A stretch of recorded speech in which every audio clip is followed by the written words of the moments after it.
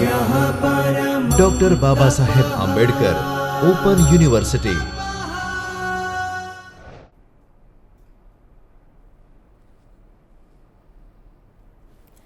નમસ્કાર મિત્રો, doctor Baba Saheb Ambedkar open યુનિવર્સિટીમાં આપ સૌનું ફરી સ્વાગત છે। આજે આપણે ગુજરાતી ભાષાના પ્રારંભિક પાઠ્યક્રમ એટલે કે બીપીપી અભ્યાસક્રમ અંતર્ગત ચાલતા ગુજરાતી ગદ્ય વિભાગમાં ટૂંકી વાર્તા ખીચડી વિશે વાત કરશું। આ વાર્તાના લેખક એટલે કે વાર્તાકાર જયંત ખત્રી છે। ખીચડી વાર્તાના ઉદ્દેશ્ય, તમે આ વાર્તા કેમ ભણવાના છો એના ઉદ્દેશ્યો જોઈએ તો આ વાર્તાના અભ્યાસ દ્વારા તમે ખીચડી વાર્તાનો આસ્વાદ માણશો, કથાવસ્તુની દૃષ્ટિએ, પાત્રાલેખનની દૃષ્ટિએ, સંવાદ લેખનની દૃષ્ટિએ, ભાષા શૈલીની અને નિરૂપણની દૃષ્ટિએ પણ। આ વાર્તામાં મુખર રીતે કહેવાયેલા સામાજિક વાસ્તવનો અનુભવ તમે કરશો। અમીર વર્ગ દ્વારા ગરીબોના થતા શોષણની સમસ્યા વિશે આપ જાણશો। પેટનો ખાડો પૂરવાને અધઃપતનના માર્ગે વળતી નારીની મજબૂરીનો અનુભવ તમે આ વાર્તા વાંચતા અચૂક કરશો। આ વાર્તામાં અશક્ત માતા પિતા અને વંઠેલ ભાઈને સાચવતી અને તે બધાના પેટનો ખાડો પૂરતી લખડીની વાત આવે છે। અલ્લડ અને સ્વમાનભેર રોજીરોટી મેળવતી એક નારી પોતાના ઘરમાં ખીચડી મળી રહે તે મજબૂરીના દબાણમાં આવી પોતાનું શોષણ થવા દે છે અને કરુણતાની પરાકાષ્ઠા તો ત્યારે આવે છે કે એ માર્ગ તરફ આંગળી ચીંધનાર તેનો પોતાનો પિતા બને છે। 16 વર્ષની આ કુમારિકાને પહેલો જાતીય અનુભવ શોષણના રૂપે થાય છે, જે સમાજની વાસ્તવિકતા મૂર્ખર રીતે આ વાર્તાના અંતમાં લખડીના પિતા દ્વારા રજૂ થાય છે। તેઓ બોલે છે, આ લડાઈનો ક્યારે આરો આવશે? આ વેધક સવાલ આ વાર્તામાં ચારે તરફ ગૂંજી ઉઠે એવો છે। વાર્તાકાર અહીં સમાજની વાસ્તવિકતા, દંભી સમાજના વલણ, પ્રેમ અને ભૂખ વચ્ચે ઝૂલા ખાતી એક સ્ત્રીની કરુણતાને ઉજાગર કરે છે। અહીં આપણે સંપૂર્ણ કૃતિનો અભ્યાસ તો નહીં જ કરીએ, પણ સાથે એનો સારાંશ જોઈશું। એ સારાંશ દ્વારા આપણે કૃતિને સમજવાનો પ્રયાસ કરીશું અને જે આપને અભ્યાસક્રમમાં આ કૃતિ આપના પાઠ્યપુસ્તક રૂપે મળી છે એનું વાંચન આપણે કરવાનું છે। તો આ કૃતિનો સારાંશ જોઈએ તો 16 વર્ષની લખડીની જુવાની, બેફામ બેપરવા જિંદગીની ઝલક વાર્તાકાર એકદમ કાવ્યાત્મક શૈલીમાં શબ્દ ચિત્ર દ્વારા ચિત્રે છે।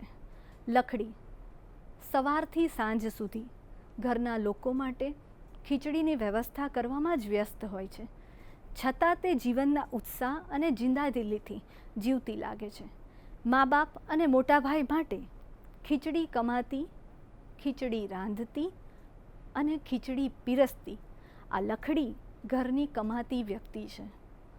મા અકાળે વૃદ્ધ બનેલી છે, પિતા બંને પગે લંગડા છે અને મોટા ભાઈ સશક્ત હોવા છતાં દિવસે કમાઈને રોજ સિગારેટમાં અને રાત્રે દારૂમાં પૈસા ઉડાવે છે।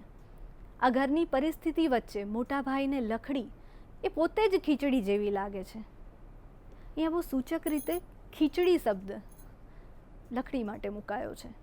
વિઠ્ઠલ લખડીનો મોટો ભાઈ વંઠેલ હતો, પૈસા દારૂ સિગારેટમાં ઉડાવી દેતો, પણ લખડીને તેના પ્રત્યે ખૂબ પ્રેમ હતો।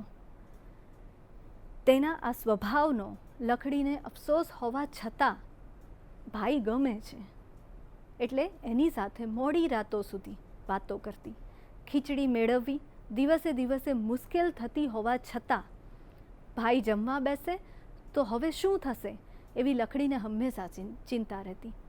બાપને જોઈ હૈયું ભરાઈ આવતું અને મા પર તો એને દયા જ આવતી। આ સંજોગોમાં પોતાની પરિસ્થિતિ વિચારવા જેવી પણ ન રહેતી।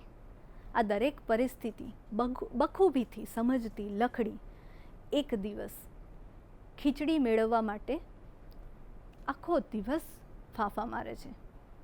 પરંતુ સાંજ સુધી ખીચડીની વ્યવસ્થા ન થતાં તેની રૂપાની બંગડીઓ છેલ્લી જે જોડ બચી છે એ ઉતારીને વિઠ્ઠલને એ વેચીને ખીચડી લાવવા કહે છે, એટલે કે ઘરમાં કંઈક જમવાનું આવે. વંઠેલભાઈની રાત સુધી એ રાહ જુએ છે. આટલી રાહ જોયા પછી પણ એ ન આવતા લખડી ફસડાઈ પડે છે અને દુઃખ થાય છે ને. વિઠ્ઠલ ખીચડી લઈ આવતો નથી. આજે આખા પરિવારને ખીચડી મળતી નથી. એવું હવે કેટલા દિવસ ચાલશે તેની ખબર નથી. લખડીનો બાપ તેને બોલાવી તેના ફાટેલા ઘાઘરા ઉપર નજર કરીને લખડીને કહે છે, તારા જેવીને ખીચડી કમાવી એ રમત વાત છે. લખડીને પહેલી વાર પોતાની યુવાનીનું ભાન થાય છે. તેનો અનુભવ નવો પણ અણગમતો હતો. પરંતુ ખીચડી કમાવવામાં જે જૂની લખડી છે, જે અલ્લડ રીતે જીવતી, જે ઉત્સાહી છે, એ લખડીનું મોત થઈ જાય છે. ખીચડી કમાવવાની મૂંઝવણ વચ્ચે ગામમાં શંકર શેઠ લખડીને કામના બહાને એમના ઘરે બોલાવે છે. ઘરમાં શેઠાણી નોકર કોઈ નથી એટલે મેડી સાફ કરવા કહે છે. ત્યાં શેઠ પાછળ પાછળ જાય છે. શેઠ લખડીની ફાટેલી ઘાઘરીમાં આંગળી ભેરવી વધારે ફાડે છે. લખડી કંઈ વિચારે એ પહેલાં તો લાઇટ બંધ થઈ જાય છે. લખડીને આ અંધારું ગમે છે. આજે એને સ્ત્રી હોવાનું ભાન થાય છે. તે પોતે મધુરતામાં તણાવવા જાય છે ત્યાં તો મા બાપ અને ભાઈ માટે ખીચડી બનેલી આ લખડીને આજે ખરેખર પલંગ પર પોતે ખીચડી થઈને રંધાઈ રહી હોવાનું ભાન થાય છે અને શેઠને લાત મારીને હેઠા પાડી દે છે. પણ હવે લખડી હોય તોય શું અને ન હોય તોય શું. લખડી છાપેલી ઘાઘરી અને નવી નક્કોર સાડી પહેરી શેઠાણીની જેમ શોભતી, સાથે હાથમાં મીઠાઈઓની 2 ટોપલીઓ લઈ ઘરે આવે છે. પિતાએ તો મીઠાઈ સેરવી લીધી, એટલે કે લઈ લીધી. આજે હવે જમવાનું ખૂટે એમ નહોતું એટલે પીરસવાની જરૂર રહી નહીં. આ આઘાતમાં લખડી નિશ્ચેત પડી રહે. તે જમી શકતી નથી. તેને તો થોડા કલાકો પહેલાંના અનુભવના ટુકડાઓએ ઘેરી લીધી છે. હવે નવી સવારે લખડી વધુ નફ્ફટ અને બેફિકર બની ગઈ છે. તે હવે ભર બજારમાં નીકળી પડતી. એ લખડી હતી કે લખડીની મોહિની હતી. એક મોડી રાત્રે તેના ભાઈ વિઠ્ઠલને પકડવા પોલીસ પાર્ટી આવે છે. ફોજદાર લખડીના બાપને ઓળખીતો હોવાથી તેને પૂછે છે કે ફોજદાર સાહેબ, આ લડાઈનો ક્યારે આરો આવશે? ત્યાં જ વાર્તા ગૂઢ સામાજિક પ્રશ્ન સાથે અંત પામે છે. મિત્રો, તમે જોયું હશે અને હમણાં મેં જે સારાંશ તમને કહ્યો, એક સામાજિક સમસ્યા છે જેનો ઉકેલ શોધવો જરૂરી પણ છે અને કેટલીક વાર પરિસ્થિતિનું એવું નિર્માણ થાય કે એનો ઉકેલ એક સમસ્યા બની જાય અથવા તો એનો ઉકેલ જલ્દીથી મળે જ નહીં. એવી એક સામાજિક સમસ્યાનું અહીંયા નિરૂપણ થયું છે. ખીચડી એ ફક્ત એક વાનગી નથી, પણ એક આખા ઘરને પેટ ભરવાનું 2 ટંકનું ભોજન મળી રહે એટલું એ નહીં, 1 ટંક કહીએ તો પણ ચાલે. જીવવા માટે બસ એટલું જમવાનું મળી રહે. એ સંદર્ભમાં અહીં ખીચડીનો ઉપયોગ થયો છે, સંકેત મૂક્યો છે, એક પ્રતીક તરીકે ખીચડી અહીંયા આવે છે. એ જ ખીચડી લખડીમાં રૂપાંતર પામે છે. હવે પર્યાય બની ગયા છે. લખડી અને ખીચડી બંને એક જ અહીંયા આખી વાર્તા વાંચતા તમને એક જ ભાતશે, બંને જણ એક જ છે, લખડી કહો ખીચડી કહો. અને એ ખીચડીની વ્યવસ્થા કરતાં કરતાં એ પોતે કેવી રીતે એક એવી સામાજિક સમસ્યામાં ઘસડાઈ ગઈ છે અને પોતે ખીચડી બની ગઈ છે, એનું એક સુંદર આલેખન આ વાર્તા કરી આપે છે. આ વાર્તા જયંત ખત્રીની જે છે એ કોઈ પણ વ્યક્તિ એટલી સરળ ભાષામાં લખી છે કે કોઈ પણ વ્યક્તિ જલ્દીથી સમજી શકે, પણ એના ગુધાર્થને સમજ્યા વગર, એને પામ્યા વગર રહે નહીં, એ રીતે સુંદર આયોજન, સુંદર એક ગૂંથણી આખી વાર્તામાં જયંત ખત્રીએ કરી છે. આ ટૂંકી વાર્તાના વાર્તાકાર જયંત ખત્રી વિશે થોડોક પરિચય મેળવીએ તો ધૂમકેતુ અને દ્વિરેફથી જુદા પ્રકારની વાર્તાઓ લઈને જયંત ખત્રી ગુજરાતી સાહિત્યમાં પ્રવેશે છે. વરસાદની વાદળી તેમની પ્રથમ વાર્તા અને ડેડ એન્ડ એ છેલ્લી વાર્તા છે. ફોરા 1944માં, વહેતા ઝરણા 1952માં અને ખરા બપોર 1968માં, એમ તેમના 3 વાર્તા સંગ્રહોમાં કુલ 41 વાર્તાઓનો સમાવેશ થાય છે. જુદા જુદા સામાયિકમાં પ્રગટ થયેલી આ 8 વાર્તાઓમાં એમની અગ્રંથસ્થ પણ મળે છે. જયંત ખત્રીના 3 સંગ્રહોની વાર્તાઓમાં સમાજમાં પીડિત વર્ગની કઠોર વાસ્તવિકતા પ્રત્યેની લેખકની તીવ્ર સભાનતા ધ્યાન ખેંચે એવી છે. લોહીનું ટીપું, ધાડ, કાળો માલમ, તેજ ગતિ અને ધ્વનિ વગેરે વિષય વસ્તુ અને નિરૂપણની દ્રષ્ટિએ નોંધપાત્ર વાર્તાઓ બની રહી છે. આ ટૂંકી વાર્તાના સ્વરૂપ વિશે વાત કરીએ તો એક ક્ષણમાં તીરની જેમ સોસરવી નીકળી જાય અને મનમાં તણખો મૂકતી જાય તે સ્વરૂપની આ ટૂંકી વાર્તા. ટૂંકી વાર્તા મિત્રો તમે ઘણો અભ્યાસ પણ કર્યો હશે ને વાંચી પણ હશે, અભ્યાસ વગર પણ વાંચી હશે, પણ એ કોઈ આખી જીવનની ગતિ કે કોઈક આખા પ્રસંગની ગતિ નથી હોતી.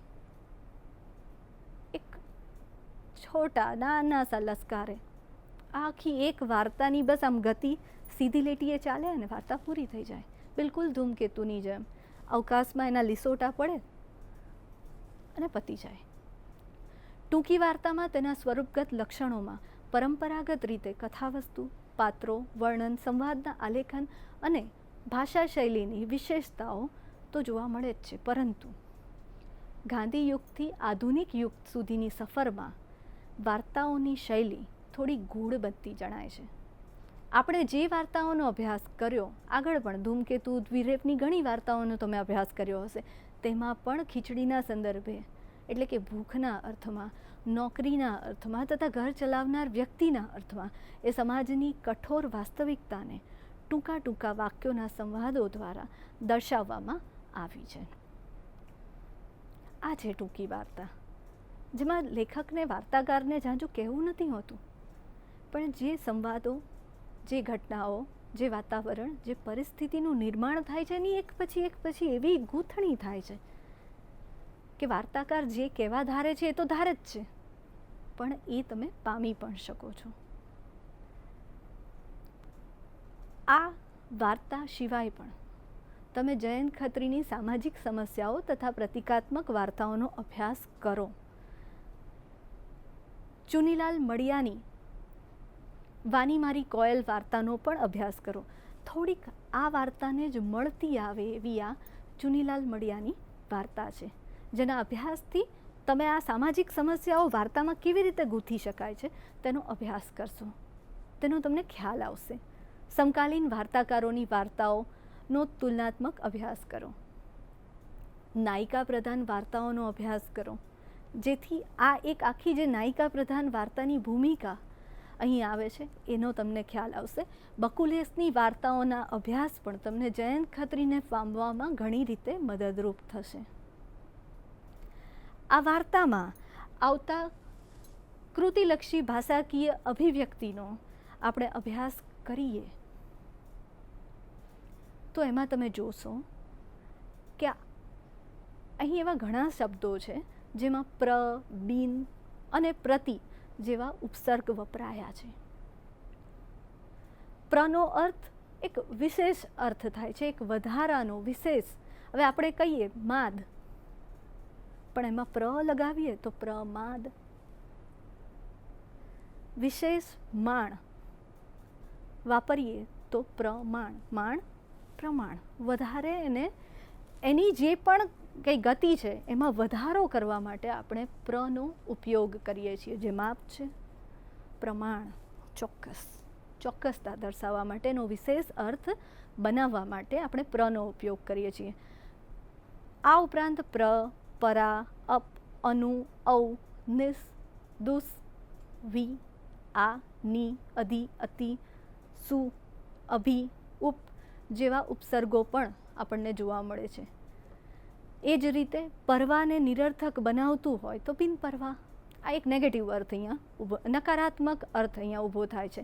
આ સિવાય અ, અન, અંતર, બે, ગેર, બિન જેવા કેટલાક સંસ્કૃત અને ફારસી શબ્દોને પણ જે પૂર્વે લાગે છે, શબ્દોના ઉપસર્ગમાં જેની ગણના નથી થતી, તેથી એ લોકોને પૂર્વગ કહેવાય છે. એ જે શબ્દો છે એને પૂર્વગ કહેવામાં આવે છે. ઉપસર્ગ કે પૂર્વગ જોડતા ખાસ કરીને 3 પ્રકારના હોય. શબ્દોના અર્થમાં વધારો થાય, શબ્દોના અર્થથી ઉલટો અર્થ આવે. કહ્યું ને, વિશેષ અર્થ ઉલટો એટલે કે નકારાત્મક અર્થ, અને શબ્દનો અર્થ જેવો છે એવો રાખે અને અનુસરે. આ 3 પ્રકારના ઉપસર્ગ પૂર્વગ એ વાક્યની સુંદરતામાં વધારો કરતા એના સાધનો છે. આ આખી વાર્તા વાંચ્યા પછી મિત્રો, લેખન પ્રવૃત્તિ નિમિત્તે તમારે જે કામ કરવાનું છે એ છે સામાજિક સમસ્યાઓ પર નિબંધ લખો. તમે જોયું કે આ આખી વાર્તા જે છે એ સામાજિક સમસ્યાને લગતી છે. તો આપણી આજુબાજુના જગતમાં એવી ઘણી સામાજિક સમસ્યાઓ છે જેના ઉપર તમે નિબંધ લખી શકો છો. તમે આ જે સમસ્યા જોઈ એના કરતાં વિશેષ નારીની સમસ્યાઓ હોઈ શકે. આ ઉપરાંત તમે આજુબાજુ ભ્રષ્ટાચાર જેવી સમસ્યા, આ સાથે ગંદકીનું દૂષણ પણ તમે જોઈ શકો છો. હવે જે સમાજમાં વ્યાપિત જે સમસ્યાઓ છે એનો પણ તમે ઉલ્લેખ કરીને નિબંધ લખી શકો છો. મેં કહ્યું ને, ભ્રષ્ટાચાર, લાગવગ, ત્યાર પછી જે વિધવા વિવાહ ન થઈ શકે એવી સામાજિક સમસ્યાઓ હોય, બાળ વિવાહ, એ બધી સામાજિક સમસ્યાઓ, તમારી આસપાસ જે પણ સમસ્યા તમે જોઈ રહ્યા હોય એ સમસ્યાઓ પર નિબંધ લખવાની કોશિશ કરો. આ ઉપરાંત ગ્રામ જીવનમાં પડતી મુશ્કેલીઓ અને સમસ્યાઓ વિશેની બીજી વાર્તાઓની યાદી બનાવો. પન્નાલાલ પટેલ, ઉમાશંકર જોશી એવા ઘણા બધા વાર્તાકારો છે જેમણે ગ્રામ જીવનને પોતાની વાર્તાઓમાં નિરૂપ્યું છે. તો એવા ગ્રામ જીવનને લગતી, નારી જીવનને લગતી જે વાર્તાઓ તમને મળે એ વાર્તાઓની એક યાદી બનાવો, એનો અભ્યાસ કરો. આ ઉપરાંત હવે આપણે જોઈએ તો કૃતિલક્ષી શાબ્દિક સામગ્રીનો અભ્યાસ. આની અંદર તમે જોયું હશે કે તળપદા શબ્દો, આ ગ્રામ જીવનની વાર્તાઓ છે એટલે આમાં તળપદા શબ્દો ઘણા આવે છે. તો ગાગર એટલે માટલું, વાસીદું એટલે ધોરનું છાણ, મૂતર, પૂંજો, ધસરડો એટલે વેઠ, વૈતરું, એવા ઘણા બધા શબ્દો તમે તમારી સ્ક્રીન પર જોઈ રહ્યા છો. આ બધા શબ્દોનો ઉપયોગ, આ તળપદા શબ્દો એટલે કે જે આપણે ગ્રામ જીવનમાં વાપરીએ છીએ, જે શિષ્ટ શબ્દોથી થોડા અલગ છે, પણ એ પ્રદેશ, એ વાતાવરણ, એ પરિસ્થિતિને લગતા આમાં શબ્દોનો જે બોલી પ્રયોગ થાય છે એના અર્થ સાથે અહીં તમારા રેફરન્સ માટે, સંદર્ભ માટે અહીં તળપદા શબ્દો આપ્યા છે. આ ઉપરાંત આકૃતિમાં આવતા વિરુદ્ધાર્થી શબ્દો, આશા, નિરાશા, બિંબ, પ્રતિબિંબ, અછત, વૃદ્ધિ, ગરીબ, તવંગર, નીતિ, અનીતિ, ચોખ્ખું, ગંદુ, કુમળું, કઠોર, સજ્જન, દુર્જન, રોજગારી, બેકારી, મૂંઝવણ, અમૂંઝવણ, અંધારા, અજવાળા. આ બધા વિરોધી શબ્દો, આ બધા શબ્દો તમારી મૂળ વાર્તામાં આવે છે.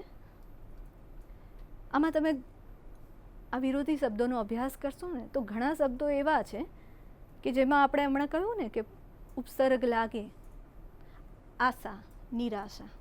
તો આ ની લાગ્યું ને, તમે જોયું તો આખો અર્થ જ બદલાઈ ગયો. એ રીતે અહીંયા બિંબ છે તો પ્રતિબિંબ, ફરીથી અર્થ બદલાઈ ગયો. નીતિ, અનીતિ, એ રીતે તમે અહીં મૂંઝવણ, અમૂંઝવણ એ પણ જોઈ શકો છો. અને ઘણીવાર વિરોધી શબ્દો લખતા એવું પણ બને કે આખો ને આખો શબ્દ જ બદલાઈ જાય. જેવી રીતે અછતનું વૃદ્ધિ, ગરીબનું તવંગર, ચોખ્ખુંનું ગંદુ, એવા ઘણા બધા શબ્દો તમે અહીંયા પણ જોઈ શકો છો. આ વિરોધાર્થી શબ્દોનો આ નિમિત્તે તમારે અભ્યાસ કરવાનો છે. આ પછી તમે જોશો તો સમાનાર્થી શબ્દો. તમે અહીંયા જોઈ શકો છો કે એક જ શબ્દ છે અને એના કેટલા બધા અર્થ થતા હોય છે. ઉમંગ છે તો અહીં ઉત્સાહ છે. આનંદ, હર્ષ, ખુશી. હવે તમે વિચારો, આ ઉમંગ શબ્દ છે તો આ ઉમંગ શબ્દમાં ઉત્સાહ છે, આનંદ છે, હર્ષ છે, ખુશી છે. આ બધાના થોડાક અલગ અલગ મિનિંગ થાય છે, બસ થોડોક ફર્ક છે. ઉત્સાહ છે, એક આપણને એક ઉત્તેજના આપે છે, એક ખુશી આનંદના અર્થમાં છે કે આપણને કોઈ વસ્તુ જોવાથી વિશેષ આનંદ થયો છે, ખુશી છે, મનમાં છે અને ચહેરા પર આવે છે. આપણે કહીએ છીએ ને ખુશી, આનંદ હોય તો એ આનંદ ચહેરા ઉપર ના દેખાય, આનંદ વ્યક્ત થાય. ખાલી એકલો ચહેરો જુઓ તો ખુશી, હર્ષ દેખાઈ શકે. એક નાની એમથી તમે આમ સ્માઇલ આપો, એક તો એ વ્યક્ત થયું કહેવાય. આનંદને તમે માણી પણ શકો, હર્ષને તમે માણી ના શકો.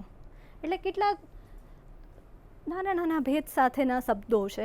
શબ્દો જોવા જઈએ તો ઉમંગના જ પર્યાય છે, પણ બધામાં થોડો ભેદ તમને જોવા મળે. ઉમળકો છે, ધારો કે આપણે લઈએ તો આમ વ્યક્ત થાય મનમાં કે ભાઈ મને આ વસ્તુ હવે ઝીલી ના ઝીલાય, આપણે કહીએ ને એવી રીતે. પણ વહાલ છે તો અકથ્ય વસ્તુ છે. હેત છે એ અકથ્ય વસ્તુ છે, એને તમે શબ્દોમાં વ્યક્ત ના કરી શકો, એ ભાવ છે. જ્યારે ઉમળકો તમને આમ દેખાય, હેતને ક્યારે તમે જોયું છે? ના જોઈ શકો, કારણ કે એ મનમાં સ્ફુટ થતું અને સામેવાળાને એ વર્તનમાં દેખાતું એવો ભાવ છે. એવી રીતે આ બધા જે પણ છે એના શબ્દો છે, એના ઘણા બધા અર્થ થતા હોય છે, પણ થોડા એ બે શબ્દો વચ્ચે, એના બે અર્થ વચ્ચે પણ થોડો ભેદ હોય છે. આ પછી આપણે જોઈએ તો કહેવતો. આ જે આપણું એકમ છે, આ જે વાર્તા છે, એની અંદરથી આ બે કહેવતો આપણને મળી છે. પેટ ક્યાં પાતાળે જઈને બેઠું, ભૂખ ન હોવી અને મરઘીએ સોનાનું ઈંડું મૂક્યું. આ બધી કહેવતો છે ને, આપણે ઘણી વાર આપણા રોજિંદા જીવનમાં એનો ઉપયોગ કરતા હોઈએ છીએ. આ તમારા સંદર્ભ માટે મૂકેલી કહેવતો છે. તમારે આ આધારે બીજી બધી કહેવતોનો અભ્યાસ કરવાનો છે. આ પછી આપણે રૂઢિપ્રયોગ જોઈએ તો રૂંધાઈ જવું, ગૂંગળામણનો અનુભવ થવો, કસોટીએ ચડાવવું એટલે કે આકરી પરીક્ષા તપાસ કરી જોવી, જબાનમાંથી તીર છૂટવા એટલે કે ધારદાર વાણીમાં બોલવું. આપણે ઘણીવાર આ બધા રૂઢિપ્રયોગના અર્થ સાથે, ઘણીવાર તમને પરીક્ષામાં પૂછાતું હશે કે રૂઢિપ્રયોગોના અર્થ સાથે વાક્યમાં પ્રયોગ કરો. તો આ બધા રૂઢિપ્રયોગનો તમે અભ્યાસ કરો.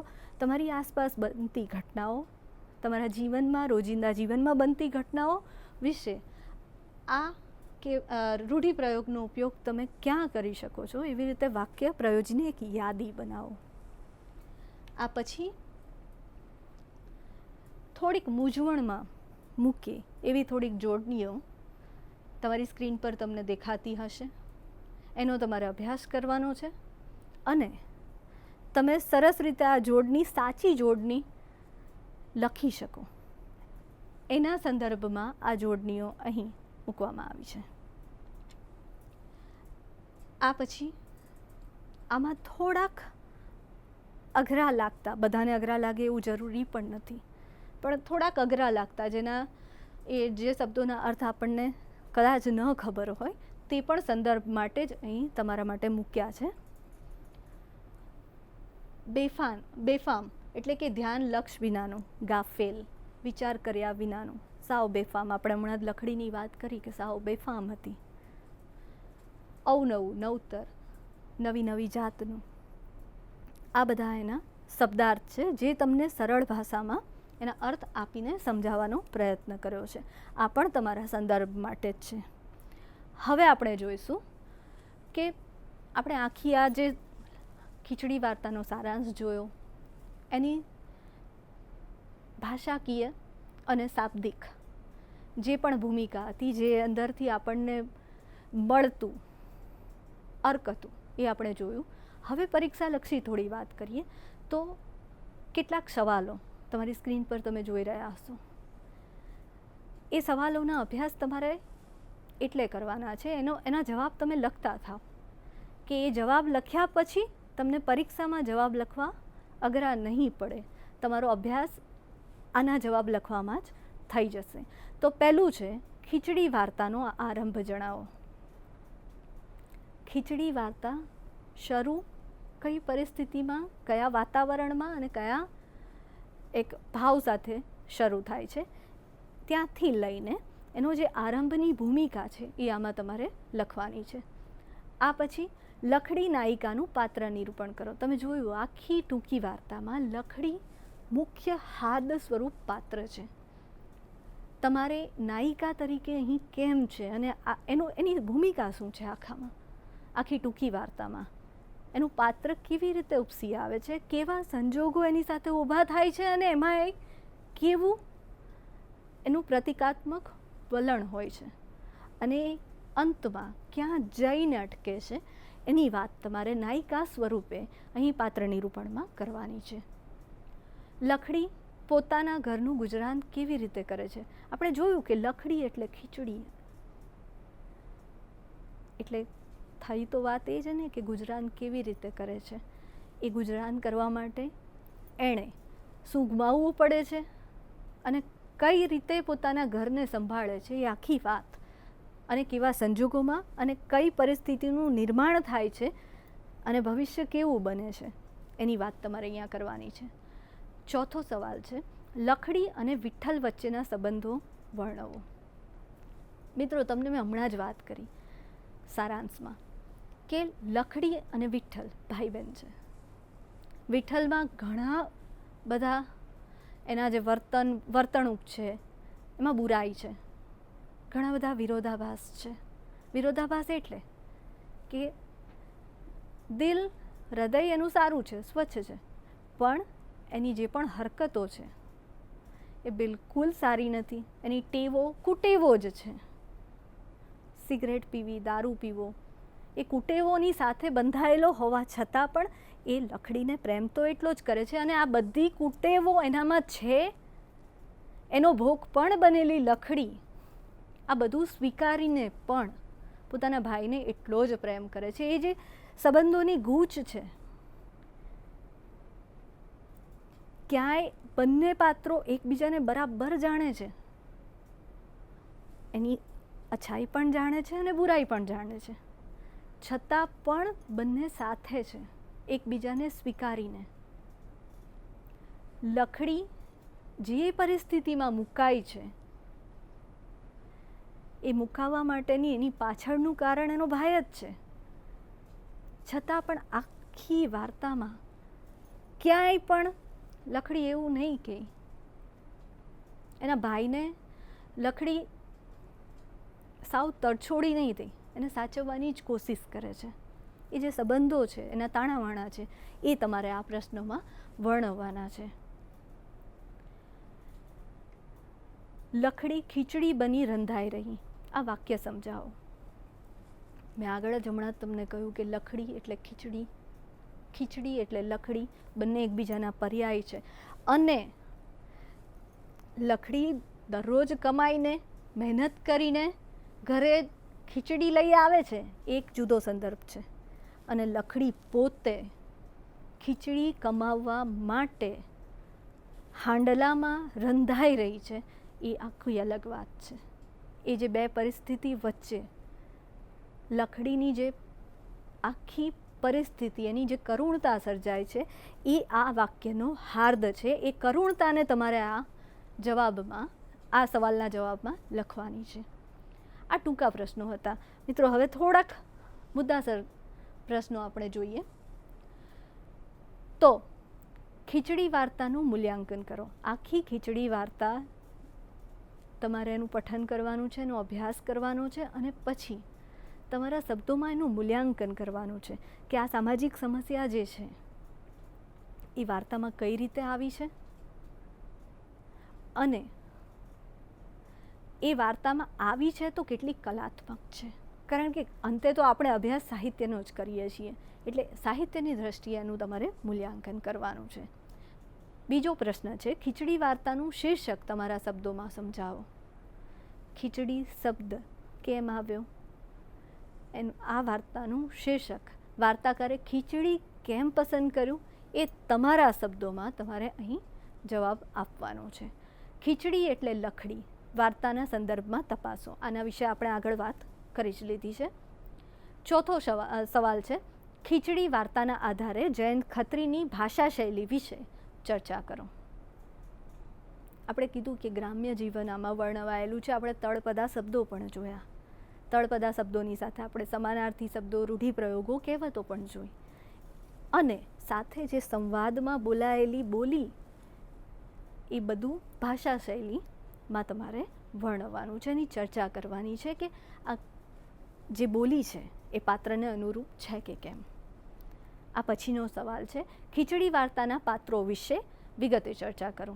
મેં કહ્યું ને હમણાં જ કે મેઇન પાત્ર, નાયિકાનું જે મુખ્ય પાત્ર છે એ તો લખડી છે, પણ વિઠ્ઠલ, એના પિતા, એની માતા, એ બધાનો જે વ્યવહાર છે, એ વર્તન છે, અને એ લોકો જે રીતે આખી વાતને, એક તો લખડીને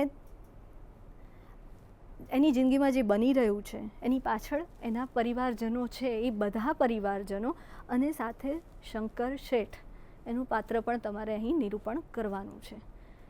છઠ્ઠો સવાલ, ખીચડી પીરસતી વખતે ખીચડી પીરસતી લખડી અને ખીચડી બની જતી લખડી વચ્ચેનું જે મનોમંથન છે, હું આ કરું કે ન કરું, અને થઈ જાય છે, એ જે મનોમંથન છે, જે વચ્ચે અંધારું થાય છે ને, એ જે આખી વાત મનોમંથનમાં આવે છે, એ તમારે અહીં લખવાની છે.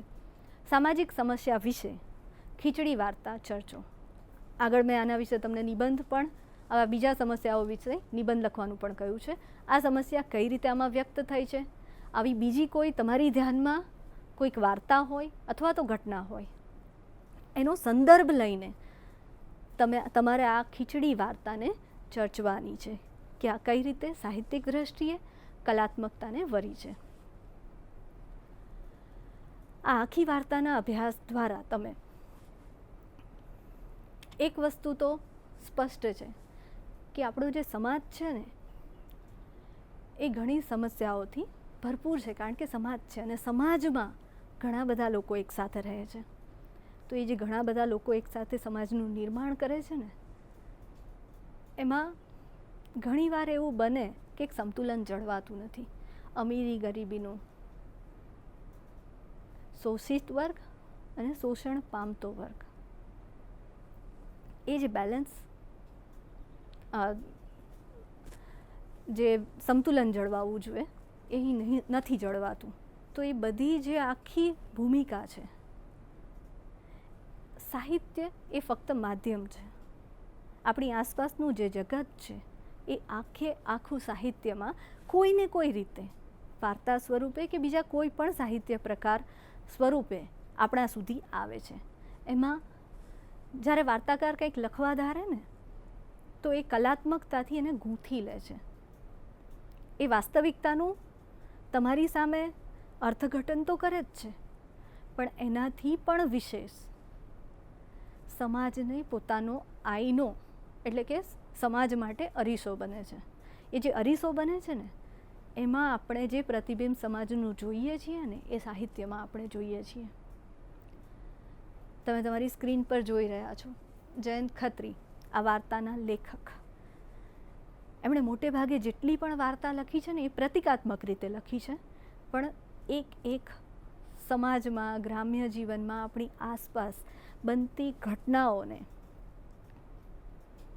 કલાત્મક રીતે ગૂંથીને, સાહિત્યિકતા બક્ષીને, વાર્તાનું સ્વરૂપ આપીને આપણી સમક્ષ મૂકી છે. જયંત ખત્રીની આ નિમિત્તે તમે બધી વાર્તાઓનો અભ્યાસ કરશો તો તમને ખીચડી વાર્તા સમજવી પ્રમાણમાં ખૂબ સરળ રહેશે. અસ્તુ. स्वाध्यायः